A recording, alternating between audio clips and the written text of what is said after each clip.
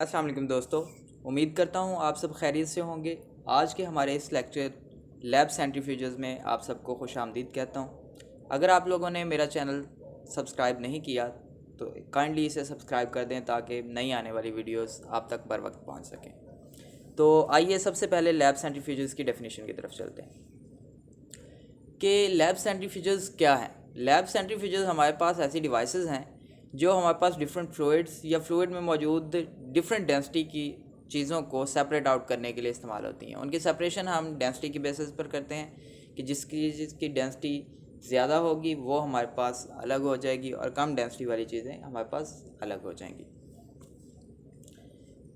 अगर हम इसके वर्किंग प्रिंसिपल की बात करें कि हमारे पास लैब सेंट्रीफ्यूजेस किस तरह से काम करते हैं, तो इसका वर्किंग प्रिंसिपल बहुत ही सिंपल है कि हम इसके अंदर एक बॉडी को रोटेट करवाते हैं डिफरेंट स्पीड के ऊपर और वो हमारे पास सेंट्रीफ्यूगल फोर्स क्रिएट करती है। उस सेंट्रीफ्यूगल फोर्स की वजह से डिफरेंट डेंसिटी की चीज़ें जो हैं डिफरेंट हमारे पास लेयर्स बना देती हैं टेस्ट ट्यूब के अंदर और इस तरह से हम डिफरेंट चीज़ों को सेपरेट आउट कर लेते हैं।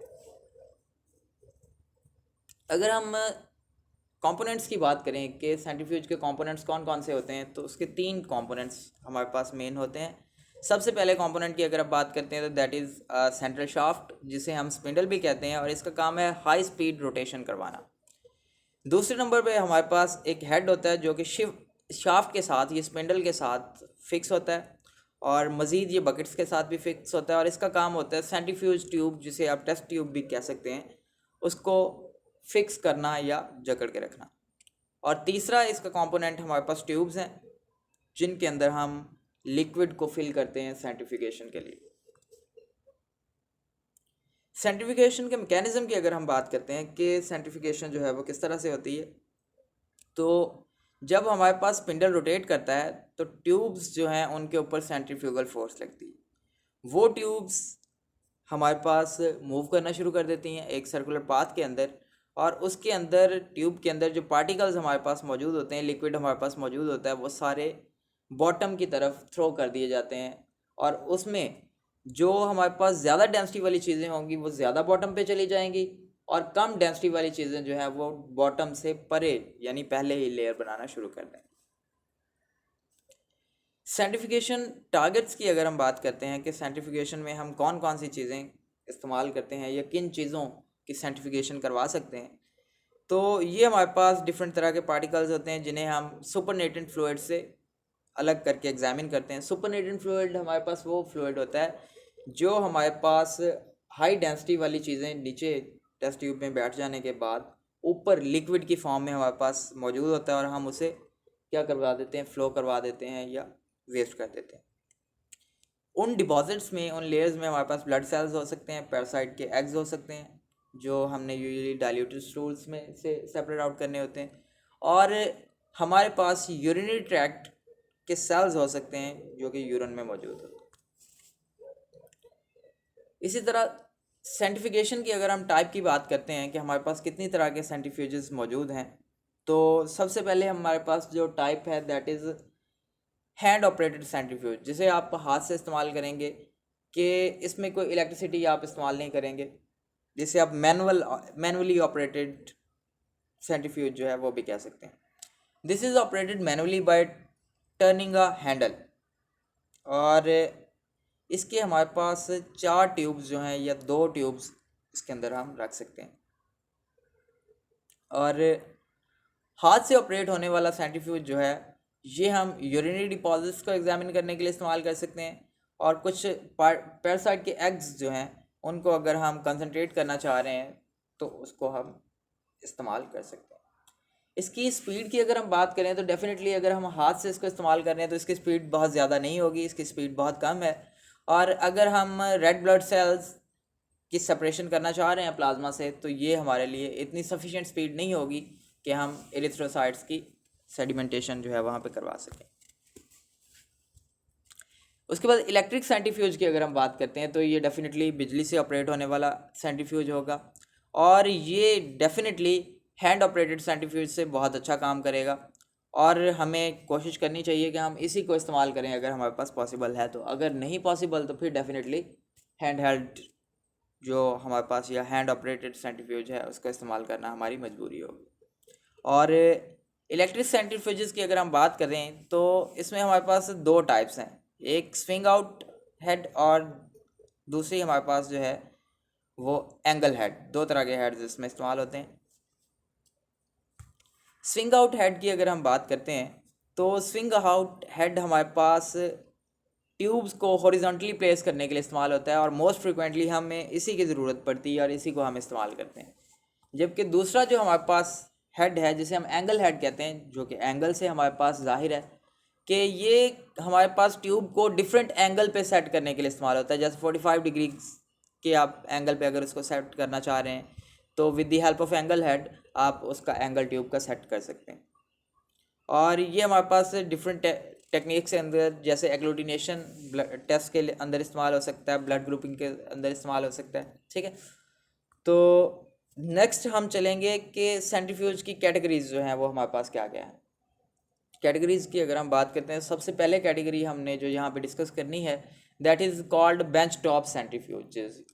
ओके, ये हमारे पास ब्रॉड क्लास ऑफ सेंट्रीफ्यूजेस हैं जिनकी स्पीड हमारे पास RCF जो है वो 100 से लेके 50G तक रेंज कर सकती है। RCF जो है, RCF stands for relative centrifugal force, यानी जो सेंट्रीफ्यूगल फोर्स हमारे पास लग रही है वो कितनी है। ट्यूब्स वॉल्यूम जो है वो हमारे पास यहाँ पे 1 ml से फ्यू लीटर्स तक रेंज करता है। और इसी तरह अगर हम दूसरी कैटेगरी की बात करते हैं तो दूसरी कैटेगरी हमारे पास है रेफ्रिजरेटेड बेंच टॉप सेंट्रीफ्यूजेस। ये हमारे पास सेंट्रीफ्यूजेस जो हैं आइडियल हैं, काफ़ी ज़्यादा बेहतर काम करते हैं और टेम्परेचर सेंसिटिव चीज़ों के लिए हम इनको इस्तेमाल कर सकते हैं। जैसे लिविंग सेल्स जो हैं या हमारे पास कोई प्रोटीन्स हैं तो उनकी सेपरेशन के लिए हम रेफ्रिजरेटेड बेंच टॉप सेंट्रीफ्यूजेस को इस्तेमाल कर सकते हैं, क्योंकि इसके अंदर हम यूजुअली उनका टेम्परेचर जो है वो सेट कर सकते हैं। और इनका सैम्पल वॉल्यूम जो है वो 1 ml से लेके चंद लीटर्स तक हो सकता है और इनकी स्पीड जो है वो 60G तक रेंज करती है। क्लिनिकल बेंच टॉप सेंट्रीफ्यूजेस की अगर हम बात करते हैं तो ये हमारे पास लो स्पीड पे काम करने वाले आइडियल सेंट्रीफ्यूजेस हैं जिन्हें हम यूजुअली ब्लड कंपोनेंट्स की सेपरेशन के लिए इस्तेमाल कर सकते हैं, जैसे रेड ब्लड सेल्स जिन्हें हम एरिथ्रोसाइट्स कहते हैं। और इसी तरह दूसरे बॉडी फ्लूइड्स जो हैं उनके अंदर पाई जाने वाली चीज़ें या उनके कंपोनेंट्स जो हैं उनकी सेपरेशन के लिए भी हम इसको इस्तेमाल कर सकते हैं। और इनकी स्पीड रेंज की अगर हम बात करते हैं तो 200 से लेकर 6 राउंड पर मिनट तक इसकी स्पीड हो सकती है, 6000 राउंड्स पर minute actually. And micro centrifuge की अगर हम बात करते हैं तो ये हमारे पास बहुत कम वॉल्यूम के लिए इस्तेमाल होता है, यानी बहुत कम वॉल्यूम पे जब हमने सेंट्रीफ्यूगेशन करनी है, जैसे PCR ट्यूब के अंदर हम कोई सेंट्रीफ्यूगेशन करना चाह रहे हैं 2 ml वॉल्यूम के लिए भी हम इसको इस्तेमाल करते हैं। इसी तरह 1.5 ml या 0.5 ml तक का वॉल्यूम अगर हमारे पास अवेलेबल है तो हम माइक्रो सेंट्रीफ्यूज की हेल्प से ये उसकी सेंट्रीफ्यूगेशन करवा सकते हैं। और इसकी स्पीड की अगर हम बात करते हैं तो ये 16000G तक इसकी वैल्यू जो है वो हो सकती है। वैक्यूम सेंट्रीफ्यूजेस या जिन्हें हम वैक्यूम कॉन्सेंट्रेटर्स का नाम देते हैं, उसकी अगर हम बात करें तो ये हमारे पास वैक्यूम सेंट्रीफ्यूगल फोर्स, टेम्परेचर और हमारे पास गैस को इस्तेमाल करते हैं लिक्विड सॉल्वेंट जो है उसको रिमूव करने के लिए। और ये हमारे पास डेसिकेशन ऑफ सैंपल्स के लिए भी इस्तेमाल हो सकते हैं। डेसिकेशन का मतलब हमें पता होना चाहिए कि किसी भी सैंपल में से वाटर जो है उसको रिमूव करवाना, दैट इज़ कॉल्ड डेसिकेशन।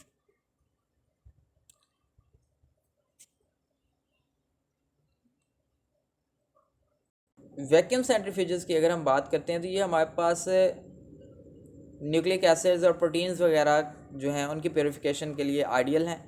और ये जो हमारे पास सेंट्रीफ्यूजेस हैं इनके अंदर usually built in heating system जो है वो मौजूद होता है और हम जो हमारे पास सॉल्वेंट्स हैं या सॉल्यूशंस हैं उनको अपनी मर्ज़ी से हीट करना चाहें तो कर सकते हैं। इंस्ट्रक्शंस जो हैं किस तरह से हमें इस्तेमाल करना चाहिए सेंट्रीफ्यूजेस को, तो ये हमें मैन्युफैक्चरर्स की तरफ से इंस्ट्रक्शंस ऑलरेडी दी गई होती हैं और उन्हीं इंस्ट्रक्शंस को हमने फॉलो करना होता है, क्योंकि ये सेंट्रीफ्यूज टू सेंट्रीफ्यूज जो है वेरी कर सकती हैं। सेंट्रीफ्यूज को हमने किस तरह से इस्तेमाल करना है, ये किस तरह से इंस्टॉल करना है, तो उसके लिए हमारे पास जगह जो है, जिस जगह पे हमने सेंट्रीफ्यूज को रखना है वो लेवल होनी चाहिए, और उनको रबर पैड्स के ऊपर या मैट के ऊपर हमने हमेशा रखना है। जब भी हमने सेंट्रीफ्यूज को इस्तेमाल करना है तो इस्तेमाल करने से पहले हमने उसकी ट्यूब्स को हमेशा बैलेंस करना है, और उसको हम पैन बैलेंस के ज़रिए से इस्तेमाल कर सकते हैं।